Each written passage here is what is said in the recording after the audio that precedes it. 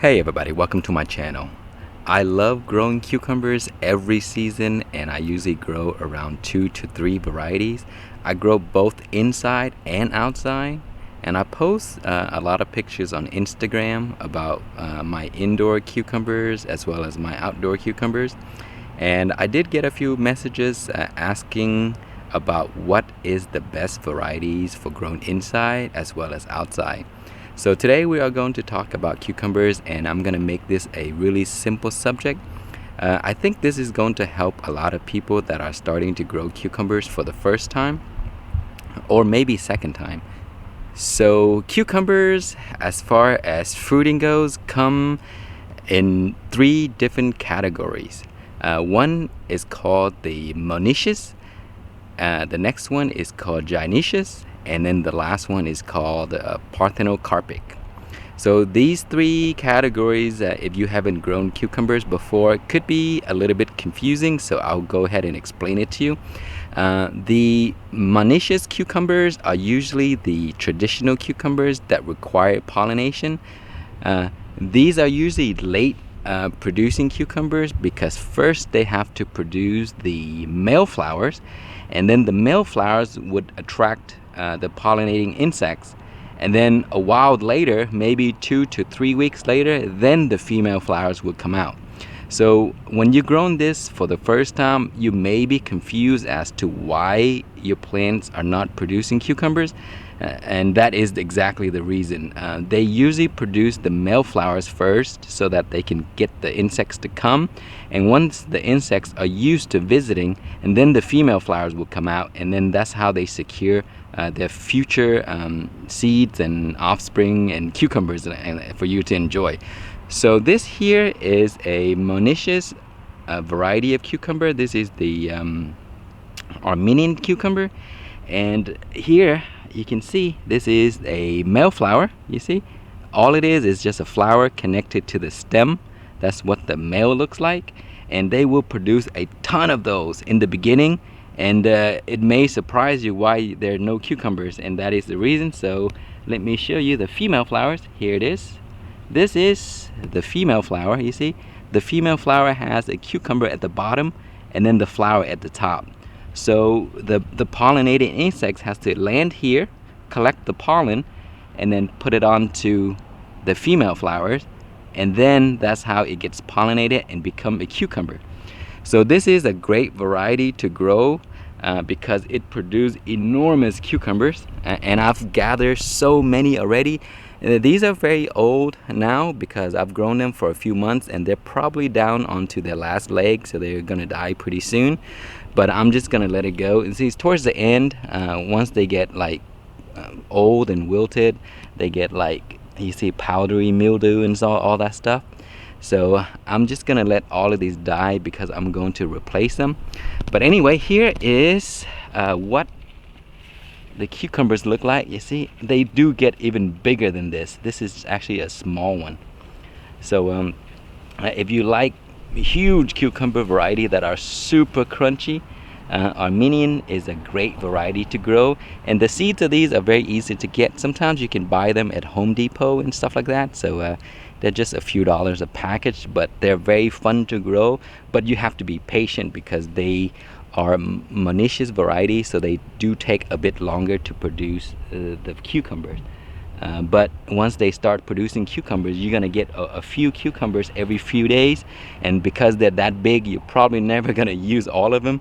I get so many of these and I can't even use them all. So that is the monoecious variety, that's sort of like the traditional cucumbers. So if you grow these, make sure to have a little bit patient because they do take a bit of time to produce cucumbers.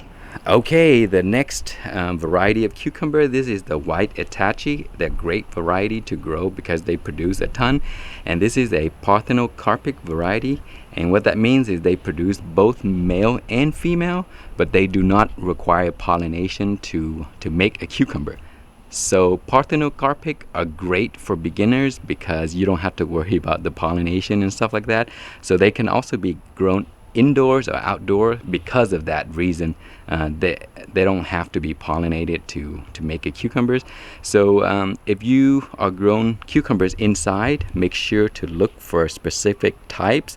Mainly Ginicius, they're great, and also Parthenocarpic. Those are the ones that you should grow inside, because if you grow the Monoecious one inside, then you're gonna have to hand pollinate everything, and sometimes that could be a pain because they could produce a lot and they climb everywhere, and sometimes you may not see the fruits, so you're gonna miss a few, and then those would not become cucumbers.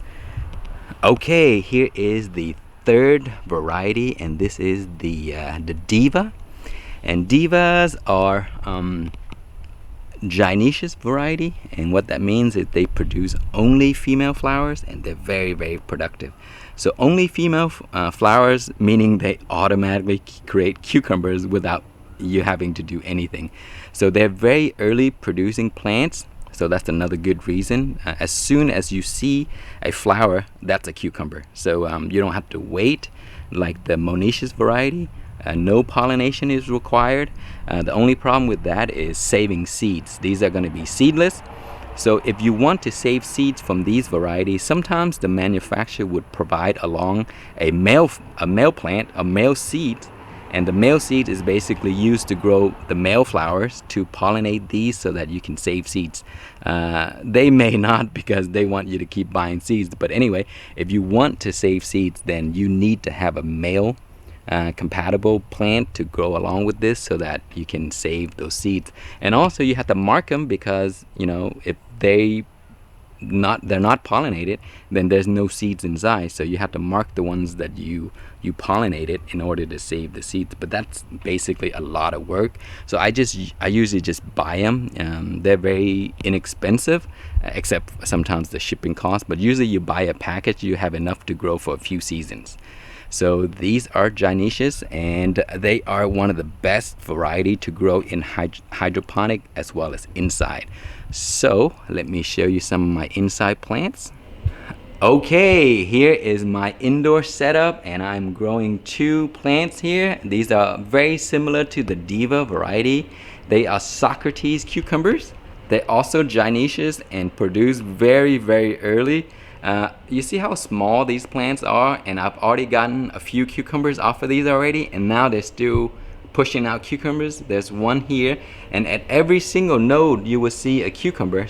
Back there, I think I have about 4 cucumbers I need to pick, and the plant is still pretty small. So these plants produce very early, which is a huge advantage for someone like me who is really impatient. When I grow things, I want them to produce immediately. So in around 25 to 30 days, you're going to get cucumbers, and they're quite nice. They're really crunchy and really nice texture, seedless, and they're just great overall for putting into salads and maybe pickling. Gynoecious are great for indoors because there's nothing else you need to do. Just set up your system, let them grow. The cucumbers come out automatically. There's no need to pollinate. That's the advantage. So if you ever grow cucumbers inside, make sure to look for Gynoecious varieties as your first option, Parthenocarpic as your second option. I would stay away from the Monoecious varieties because you're gonna have to do hand pollination, and you could miss cucumbers. So anyway, those are the 3 categories of cucumbers, and growing them indoor is a lot of fun, so I highly suggest you try it out. That is it. I hope that this information is helpful for you, and if you have any more questions, please leave it below. Thank you so much for watching. Please like, comment, and subscribe.